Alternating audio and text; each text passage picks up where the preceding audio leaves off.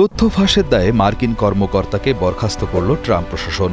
Iran Israel সংঘাতের সময় ইরানের পরমাণু স্থাপনায় মার্কিন বাহিনীর হামলা নিয়ে মার্কিন সামরিক গোয়েন্দা বিভাগের গোপন প্রতিবেদনে তথ্য ফাঁস হয়ে যাওয়ায় চাকরি খুইয়েছেন ডিআইএ প্রধান লেফটেন্যান্ট জেনারেল জেফ্রি ক্রুস।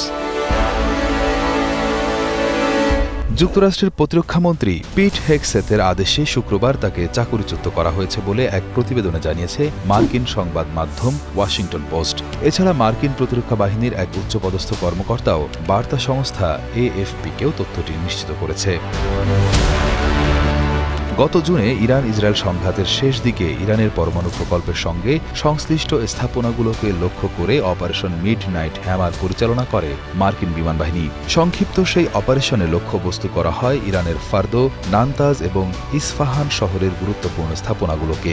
ওই অভিযানের পর ট্রাম্প গর্ব করে বলেছিলেন, মার্কিন বাহিনীর অভিযানে ইরানের পরমাণু স্থাপনায় যে ক্ষয়ক্ষতি হয়েছে তা কাটিয়ে উঠতে পারবে না দেশটি।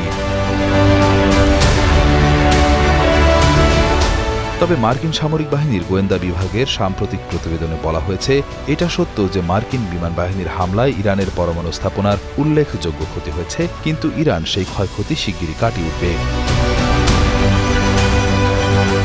ডিআইএ এর প্রতিবেদনে তেমন কোনো সমস্যা ছিল না, কিন্তু সম্প্রতি প্রতিবেদনের তথ্য ফাঁস হওয়ায় খুবই বিব্রত ও ক্ষুব্ধ হয়েছেন ডোনাল্ড ট্রাম্প এবং তার নেতৃত্বাধীন প্রশাসনের কর্মকর্তারা।